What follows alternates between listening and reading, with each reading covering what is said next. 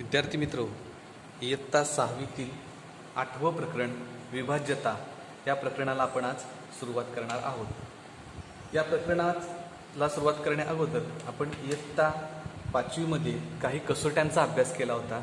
त्या कसोट्यांचा आपण थोडा विचार करणार आहोत। आपण 2ची कसोटी, 5ची कसोटी आणि 10ची कसोटी test, divisibility test for 2, divisibility test for 5 and divisibility test for 10 अशा 3 प्रकारच्या कसोट्या आपण इयत्ता 5वीमध्ये शिकलेलो आहे।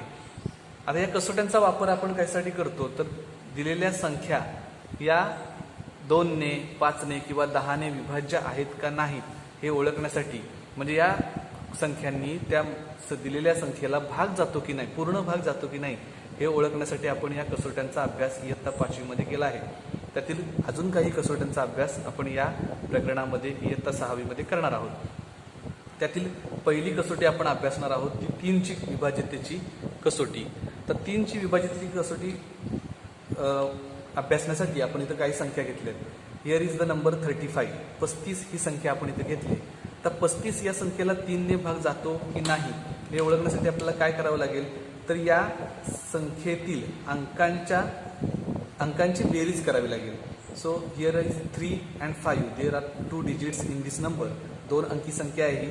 तर 3 आणि 5 या 2 अंकांची बेरीज केली, 3 अधिक 5 बरोबर 8।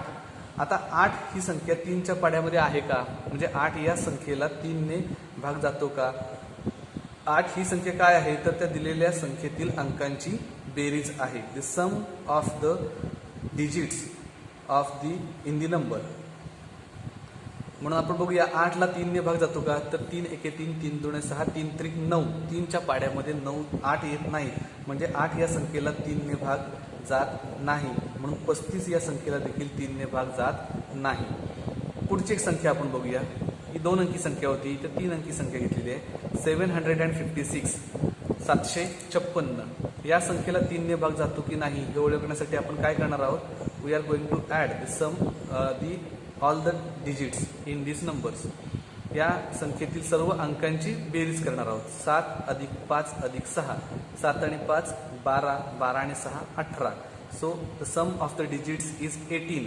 मग 18 ही संख्या 3च्या पाड्यामध्ये आहे का, म्हणजे 18 या संख्येला 3ने भाग जातो का तर 3 सक 18, 18 या संख्येला 3ने भाग जातो, त्यामुळे 756 is also completely divisible by 3, म्हणजे 756 देखील 3ने पूर्ण भाग जाऊ शकतो।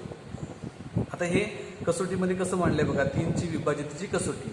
जर कोणत्याही संख्येतील अंकांच्या बेरजेला 3ने निशेष भाग जात असेल तर ती संख्या 3ने विभाज्य असते। आपण इथं बघितलं 35 इज नॉट डिव्हिजिबल बाय 3, कारण यांच्या अंकांची बेरीज 8 येते, म्हणजे ही 3 संख्या 3ने विभाज्य नाही।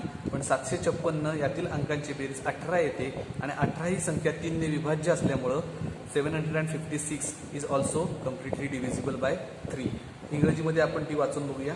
Divisibility test for 3, if the sum of the digits, sum of the digits म्हणजे संख्येतील अंकांची बेरीज, in a number is divisible by 3, then the number is divisible by 3। अशा प्रकारे आपण 3ची कसोटी बघितलेली आहे। तशीच सेम, त्याच्यामध्ये कोणताही बदल नाही आहे, तर तशीच सेम आहे ती 9ची कसोटी। 9ची विभाज्यतेची कसोटी पण 3च्या कसोटीसारखीच आहे। कसोटी काय सांगते ते बघूया आपण। If the sum of the digits of a number is completely divisible by 9, then the number is divisible by 9, म्हणजे जर कोणत्याही संख्येतील अंकांच्या बेरजेला 9ने निशेष भाग जात असेल तर ती संख्या 9ने विभाज्य असते। आता इथे एक संख्या घेतलेली आहे 3599, 3599। यातील अंक आपण लिहून घेतले 3 अधिक 5 अधिक 9 अधिक 9। 3 आणि 5 8, 8 आणि 9 17, 17 आणि 9 26, या सर्व अंकांची बेरीज होते 26।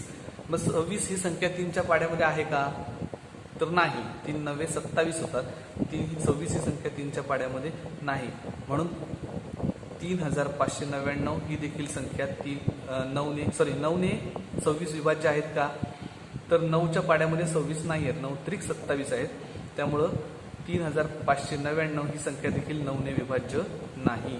पण ही संख्या आपण बघूया 5580, या सगळ्या अंकांची बेरीज केली तर 5 अधिक 5 अधिक 8 अधिक 0, 5 आणि 5 10, 10 आणि 8 18, 18 ही संख्या 9च्या पाड्यामध्ये आहे का? तर आहे. 9 दुणे 18 म्हणजे 18 या संख्येला 9ने निःशेष भाग जातो.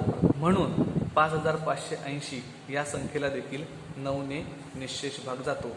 अशा प्रकारे आपण दिलेल्या संख्या ही 3ने किंवा 9ने विभाज्य आहे का नाही हे ओळखण्यासाठी या कसोट्यांचा वापर करू शकतो. 3ची कसोटी आणि 9ची कसोटी देखील सारखीच आहे. त्यातील अंकांची बेरीज करायची, दिलेल्या संख्येतील अंकांची बेरीज करायची.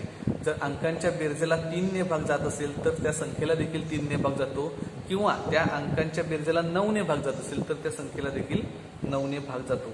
अशा प्रकारे आपण 2 कसोट्या या ठिकाणी शिकलेलो आहे. या कसोट्या आपण पाठ करायच्या आहेच. धन्यवाद.